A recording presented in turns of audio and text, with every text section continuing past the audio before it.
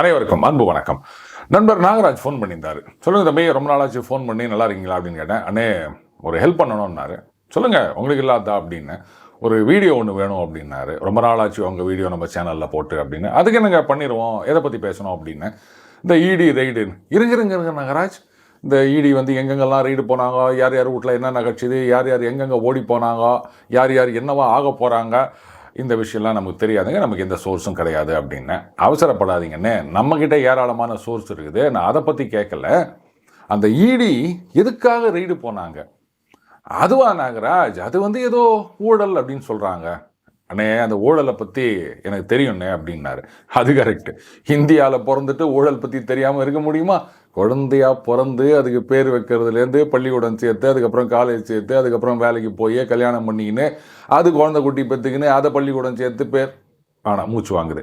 அவன் மூச்சு நிற்கிற வரைக்கும் ஒரு மனுஷன் இந்தியாவில் அவன் காதில் லஞ்சம்ன்ற வார்த்தையை கேட்காம இருக்க முடியாது, கொடுக்காம இருந்திருக்க முடியாது.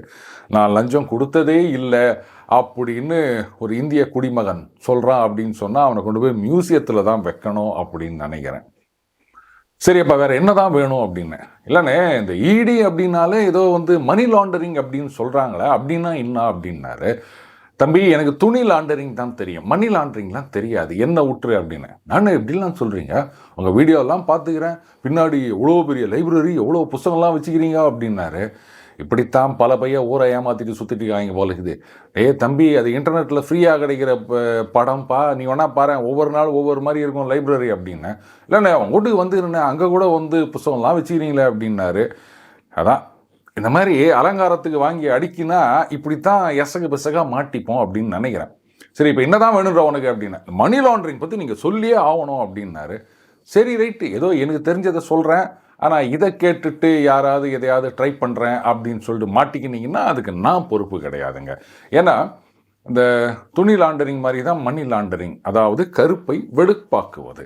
இந்த கருப்பு பணத்தை வெளுப்பாக்குவது அப்படின்றது ரொம்ப ரொம்ப ரொம்ப சுலபம். இருங்க, அவசரப்படாதீங்க. ஆனால் அந்த மாதிரி நீங்கள் கருப்பை வெளுப்பாக்கும் போது நீங்கள் பண்ணுற திட்டுத்தனத்தெல்லாம் கண்டுபிடிச்சி அப்படியே உங்களை அள்ளின்னு போகிறது அப்படின்றது அந்த ஐடி, இடி இந்த மாதிரி புலனாய்வு நிறுவனங்களுக்கு அதை விட சுலபம். அதை ஞாபகத்தில் வச்சுக்காங்க. ரைட். இந்த மணி லாண்டரிங் அப்படின்னா அந்த கருப்பு பணத்தை வெள்ளையாக்குவது. சார் இந்த கருப்பு பணம் அப்படின்றது அந்த காலத்தில் கண்ணதாசன் அவர்கள் படத்துலேருந்து நம்ம பார்த்து நிற்கிறோம். எத்தனை வருஷமாக பணம் அந்த காலத்துலேருந்தே கருப்பு பணம் வந்துருச்சு அப்படின்னு சொல்லலாம். அதை இப்போ தான் புதுச்சா வந்து நீங்கள் இந்த மணி லாண்டரிங் அப்படின்றீங்க, இடி அப்படின்றீங்க, இதெல்லாம் வந்து கேள்விப்படாத விஷயமா இருக்கு. அப்போ என்ன கருப்பு பணம் என்ன 10 வருஷத்துக்கு முன்னாடி தான் வந்ததா அப்படின்னா கரெக்ட். கருப்பு பணம் அப்படின்றது வந்து காலங்காலமாக இருந்து வருகின்றது.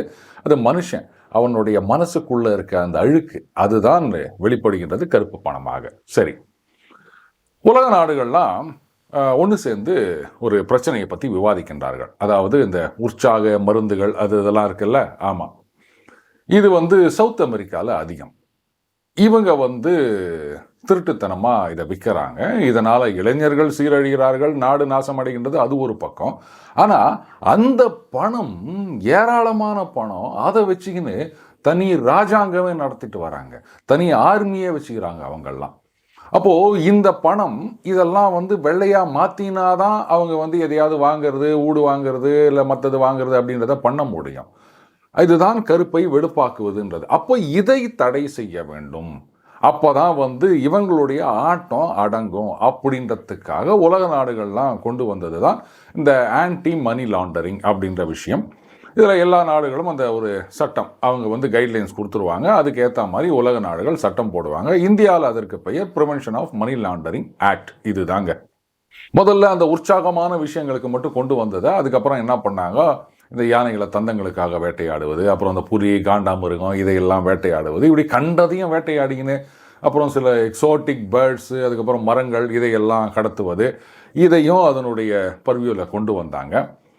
போக போக என்னாச்சு, எல்லாத்தையும் விட மோசம் அந்த ஊழல் அப்படின்றது. இதுதான் வந்து நாட்டை, பொருளாதாரத்தை எல்லாமே நாசமாக்குவது. அதை மட்டும் சும்மா விடலாமா? ஊழல் பண்ணிட்டு கருப்பு பணத்தை சேர்த்துட்டு அதை வெள்ளையாக்கினா அவர் ஊழல் தான்ப்பா பண்ணார் அப்படின்னு விட்டுற முடியுமா? அதனால் அந்த ஊழலையும் இதில் கொண்டாந்து சேருங்க அப்படின்னு உலக நாடுகள் முடிவெடுத்தாங்க. ஸோ ஊழலும் வந்து விட்டது. இப்போ பார்த்தீங்கன்னா இந்தியாவை பொறுத்த வரைக்கும் ஒரு ஷெட்யூல்டு அஃபென்சஸ் அப்படின்னு ஒரு லிஸ்ட்டு கொடுத்துருப்பாங்க. அந்த அஃபென்சஸில் ஏதாவது ஒரு அந்த குற்றத்தை நீங்கள் செஞ்சுருக்கீங்க அப்படின்னு சொல்லிட்டு எஃப்ஐஆர் போட்டிருந்தாங்கன்னா, ஸோ இதுதான் அந்த கிரைம் அப்படின்னு சொல்கிறது. இந்த கிரைமிலிருந்து ப்ரொசீட்ஸ் ஆஃப் கிரைம் பணம் வந்திருக்கு, இதை நீங்கள் கருப்பை வெள்ளையாக மாற்றுறீங்கன்னா இடி கபால்னு உள்ளே வருவாங்க. இதுதாங்க மேட்ரு. சரி, இப்போ கருப்பை எப்படி சார் வெள்ளையாக்குறது அப்படின்னா, ஏங்க நான் என்ன இங்கே வந்து கருப்பு பணத்தை வெள்ளையாக்குவது எப்படி ஒரு கிராஷ் கோர்ஸ் அப்படின்னு ஆரம்பிச்சுன்னுக்கிறேன். அப்படி இல்லை, பொதுவாக வந்து என்ன மாதிரி நடக்கும் அப்படின்றதுக்கு ஒரு சின்ன ஒரு உதாரணம் அப்படின்னு கூட வச்சுக்கலாம். ஓகே, இப்போ நீங்கள் வந்து 2 பேருக்கு ஒரு டீல் முடிச்சு விட்றீங்க. அது ஒரு நிலம் விற்கிறார், அவர் வாங்குறார் அப்படின்னு வச்சுப்போமே. இவர் ஒரு 2% கொடுப்பாரு, அவர் ஒரு 2% கொடுப்பாரு. அவர் ஏதோ லட்சங்களில் கொடுத்தாங்கன்னா அதை பேங்க்கில் போட போகிறீங்க. இவர் ஒரு 2000, அவர் ஒரு 2000 கொடுத்தாருன்னா அது 2 நாள் செலவுக்கே போயிடும். அதை பேங்க்குள்ளெல்லாம் நம்ம கொண்டு போய் போட முடியாது. இப்போது லெட்டஸ் இவர் வந்து ஒரு 2 லட்சம் கொடுக்குறாரு, அவர் ஒரு 2 லட்சம் கொடுக்குறாரு, 4 லட்சம். இதை நீங்கள் பேங்க்கில் போடுறீங்க. அப்போ என்ன ஆகும்? இது உங்களுடைய வருமானம். இதுக்கு வந்து நீங்கள் வருஷ கடைசியில், அதான் அந்த மார்ச்சுக்கு அப்புறம் இது வரி கட்டணும். நான்லாம் வரி கட்ட மாட்டேன் அப்படின்ட்டு இதை பேங்க்லேயும் போடாமல் அவங்கக்கிட்ட நீ வந்து எனக்கு கேஷாக கொடுத்துரு, செக்கு ஆன்லைன் ட்ரான்ஸ்ஃபர்லாம் பண்ணாத அப்படின்னா இதுதான் கருப்பு பணம். சரி, இதை வந்து ஒரு 2 லட்சம் 4 லட்சம் அப்படின்னா இந்த ஏஜென்ட் வேலையில் வந்து பெருசாக ஒன்றும் வருமானம் நிலையாக வராதுங்க. சில மாதம் வரலாம், சில மாதம் வராமல் போகலாம். அதனால் அது வருஷத்தில் செலவில் சரியாக போயிடும். ஆனால் இதே வந்து பெரிய அமௌண்ட்டாக இருக்குது அப்படின்னு வச்சுப்போமே, நல்ல பெரிய நிலம், இவர் ஒரு 1 கோடி ரூபா கொடுக்குறார், அவர் ஒரு 1 கோடி ரூபா கொடுக்குறார், 2 கோடி ரூபா வச்சுக்கிறீங்க. இதை எத்தனை வருஷம் அப்படியே வச்சுன்னு நீங்கள் செலவு பண்ணுவீங்க? 2000 ரூபா நோட்டு வாங்கி அடுக்கலாம் அப்படின்னா அதுவும் செல்லாதுன்னு சொல்லிட்டாங்க. சரி, 500 ரூபாயா வாங்கி அடுக்கலாம், கருப்பு பணமாக வீட்டில் அடுக்கி வச்சுக்கலாம் அப்படின்னு நினச்சாலும் மறுபடியும் ஒரு நாள் ராத்திரி 8 மணிக்கு வந்து பாயோ பெஹனோ அப்படின்னு சொல்லிட்டு இந்த 500 செல்லாதுன்னு சொல்லிட்டாருன்னா சுத்தமாக வாரிக்கின்னு போடும். அந்த பயமும் இருக்குது. பேங்க்கில் போடலாம் அப்படின்னு சொன்னால் அப்போ ஆட்டோமேட்டிக்காக கணக்கு அமிச்சானோ என்ன பண்ணுறது இப்படின்னு முழிப்பீங்க. சரி, இதுவாது லெஜிட்டிமேட்டான ஒரு டீலுங்க. வெறும் கருப்பு பணம் மட்டும்தான், கிரைம் இல்லை. இங்கே கருப்பு பணம் அது மட்டும்தான் இங்கே வந்து குற்றம். நீங்கள் பண்ண டீல்ன்றது கிரைம் கிடையாது. இதே நீங்கள் வந்து ஒரு ரியல் எஸ்டேட் ஏஜெண்ட்டாக இல்லாமல் கட்ட பஞ்சாயத்து பண்ணி அந்த பணம் உங்களுக்கு வந்திருக்குது அப்படின்னு வச்சுக்கோங்களேன், நீங்களாக நினச்சா கூட இதை இன்கமாக காமிக்க முடியாது. ஏன்னா நாளைக்கு ஏதாவது பிரச்சனை வந்ததுன்னா எங்கேருந்துப்பா இன்கம் வந்தது சார், ஐ டூ இந்த உட்டு பஞ்சாயத்து சார், வீரபாண்டிய கட்ட பஞ்சாயத்து சார், இப்படின்லாம் நம்ம சொல்ல முடியாது. இப்போ புரியுதுங்களா? சாதாரண கருப்பு பணத்துக்கும் இந்த பிஎம்எல்ஏ கருப்பு பணத்துக்கும் உள்ள வித்தியாசம். ஒரு கிரைம் நடந்திருக்கணும், அதன் மூலமாக பணம் ஜென்ரேட் ஆகிருக்கணும், அதை நீங்கள் வெளுப்பாக மாற்றணும்னு நினைக்கணும். இதுதான் வந்து மணி லாண்டரிங் அப்படின்றது. சரி, இப்போ கருப்பை வெடுப்பாக்குவது எப்படின்னா நிறைய ட்ரை பண்ணிட்டு இருக்காங்க. ஆனால் நான் முதல்லயே சொன்ன மாதிரி நீங்கள் எவ்வளோ சுலபமாக அதை மாற்றினாலும் அதை விட சுலபமாக இடி, இன்கம் டேக்ஸ் அவங்களாம் கப்புன்னு வந்து அவங்க பிடிச்சிட்டு போயிடுவாங்க. இந்த ஜிஎஸ்டி அண்ட் டிமானிட்டைசேஷன் இதெல்லாம் வந்து என்னங்க டிமானிட்டைசேஷன் கொண்டு வந்தால் கருப்பு பணமும் இருக்காதுன்னு சொன்னாங்களே அப்படின்லாம் நிறைய பேர் கேள்வி கேட்டுனுக்கிறாங்க. அதாவது ஏற்கனவே இருந்த கருப்பு பணத்தை விடுங்க, இனிமே கருப்பு பணம் ஜென்ரேட் பண்ணணும் அப்படின்னு நினைக்கிறவங்களெல்லாம் நினைச்ச நேரத்தில் இடி மாதிரியான நிறுவனங்கள் அப்படியே கப்புன்னு கொண்டாந்து போய்க்கலாம். அதுக்காகத்தான் இந்த இரட்டை குழல் துப்பாக்கி இடி அண்ட் ஜிஎஸ்டி அண்ட் டிமானிட்டைசேஷன். அதை முதல்ல புரிஞ்சுக்கணும். லெட் அஸ் சே உங்ககிட்ட வந்து ஒரு 500 கோடி ரூபா பணம் இருக்குது. எப்படி வந்ததுன்னா எனக்கு தெரியாது, அது ஒரு கிரைம் மூலமாக வந்திருக்கு அப்படின்னு வச்சுப்போமே. எல்லாமே கணக்கில் வராத பணம். இப்போ வந்து இதை நீங்கள் வந்து வெடுப்பாக்கணும் அப்படின்னு நினைக்கிறீங்க. ஏன்னா 500 கோடி வச்சுருக்கும் போது நீங்கள் என்ன நினைப்பீங்க, அதை இப்போ வேறு ட்ரம்ப் வேறு புதுசாக அந்த வரி அப்படின்லாம் சொல்லினுக்கிறாரா, அப்போ அங்கேருந்து இம்போர்ட் பண்ணுறதுக்கு நம்ம வரியெல்லாம் குறைக்கிறோம் அப்படின்னும் போது அமெரிக்காவிலேருந்து நான் கார் வாங்குகிறேன், அந்த யூரோப்லேருந்து அந்த லம்போர்கினியா ஆமாம் அந்த கார் வாங்குகிறேன், இல்லை ரோல்ஸ் ராய்ஸ், இல்லை அது எல்லாருக்கெல்லாம் கொடுக்க மாட்டாங்க, ஸ்டேட்டஸ்லாம் செக் பண்ணுவாங்க, இந்த மாதிரி நீங்கள் வாங்கணும் அப்படின்னு நினைக்கலாம். அப்போ இந்த மாதிரி பணம் எங்கே வந்ததுன்னு கேட்டால் என்ன பண்ணணும்? மாட்டிக்கணும்ல. ஸோ அதுக்கு தான் வந்து இந்த கருப்பை வெளுப்பாக்க வேண்டும். இப்போவே ஒரு டிஸ்க்ளைமர் சொல்லிடுறேன். இது வந்து நடந்தது, நடப்பது, நடக்கப் போவது, யாரையும் எதையும் உயிரோடு இருக்க போகின்ற எதையும் குறிப்பிடுவன அல்ல. முழுக்க முழுக்க ஒரு கற்பனை உதாரணம் மட்டுமே. இப்போ நீங்கள் என்ன பண்ணுறீங்க, ஒரு பெரிய ரசிகர், இந்த நாடகம்னா உங்களுக்கு ரொம்ப பிடிக்கும், நாடகம் ஆமாம் அப்படின்னா நீங்கள் உடனே என்ன பண்ணுறீங்க, ஒரு நாடக கம்பெனி ஆரம்பிக்கிறீங்க. ஆரம்பிச்சுட்டு அந்த நாடக நடிகர்கள் இருக்காங்க இல்லையா, அவங்களெல்லாம் ஒரு 10-20 பேரை கூப்பிட்டுக்கின்னு அவங்களுக்கு சம்பளம்லாம் பேசிட்டு நாடகம் போடுறீங்க. நாடகம் குப்பை, ஒத்துருமே வருதில்லை, இப்படி வச்சுக்கலாமா? ஆனாலும் நீங்கள் என்ன பண்ணுறீங்க, அடாது மழை பெய்தாலும் விடாது நாடகம் நடக்கும் அப்படின்ற மாதிரி ஊர் ஊராக இந்த நாடகத்தை போட்டுனுக்கிறீங்க. ஒரு இடத்துலும் ஆளே வரமாட்டேன்றான். காரி துப்புறாங்க, கழுவி ஊத்துறாங்க, இன்டர்நெட்லேருந்து எக்ஸ்டர்நெட் வரைக்கும் கூட வச்சுக்கோங்களேன். ஆனாலும் நீங்கள் விடாமல் நாடகம் போட்டுனுக்கிறீங்க.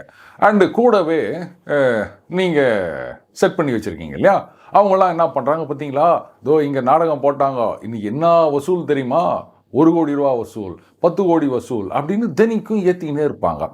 இதை பார்க்குற ஜனங்க, சரி நாம் போன அன்னைக்கு அங்கே கூட்டம் இல்லை போல இது, மற்ற நாள்லாம் கூட்டம் வந்துடுது போல இது, இதோ தான் பேப்பரில் போட்டுக்கிறாங்க, இன்டர்நெட்டில் சொல்லிட்டாங்க, வாட்ஸ்அப்பில் வந்துச்சு அப்படின்னு அவங்க நம்ப ஆரம்பிச்சிருவாங்க. இப்போ என்ன ஆகிப்போச்சு, நீங்களும் ஒரு 500 ஷோ போட்டிங்க, ஒரு 100 ஊர்கள்னு வச்சுப்போமே, எல்லாமே லாஸு.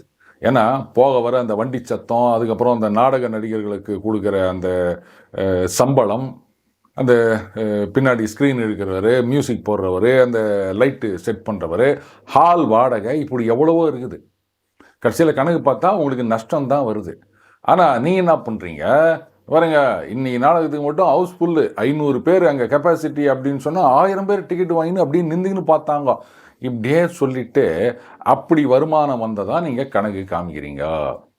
அப்போ என்ன ஆகுது, ஆக்சுவலாக உங்களுக்கு பணம் வரல, நஷ்டத்தில் ஓடுது. ஆனால் லாபம் வந்தா மாதிரி நீங்கள் காமிச்சுன்னுக்கிறீங்க. கூடவே நீங்கள் அரேஞ்ச் பண்ண ஆளுங்கள்லாம் பார்த்தீங்களா, இத்தனை கோடி வசூல், அத்தனை கோடி வசூல் அப்படின்னு அப்படியே பேன்னு ஊதிட்டு இருப்பாங்க. ஸோ இப்போ என்ன ஆகுது, நீங்கள் அந்த 500 கோடி வச்சுருந்தீங்க இல்லையா, சார் நாடகம் போட்டேன் சார், அது அப்படியே ஒரு காவியத்தில் பொறிக்கப்பட வேண்டிய நாடகம் சார், அது ஜனங்கள்லாம் அப்படியே புலகாங்கிதம் அடைஞ்சிட்டாங்க, அப்படியே கும்பலாக வந்து நிற்கிறாங்க, 500 பேர் இருக்க வேண்டிய இடத்துல 1500 பேர் நிற்கிறாங்க சார், நாங்கள் நின்றுன்னு பார்க்குறதுக்கும் தயார், நாங்கள் பார்த்தே தீருவோம் அப்படின்னாங்க. அப்பேற்பட்ட படம் அது, அதில் அப்படியே கொட்டுது சார் எங்களுக்கு காசு.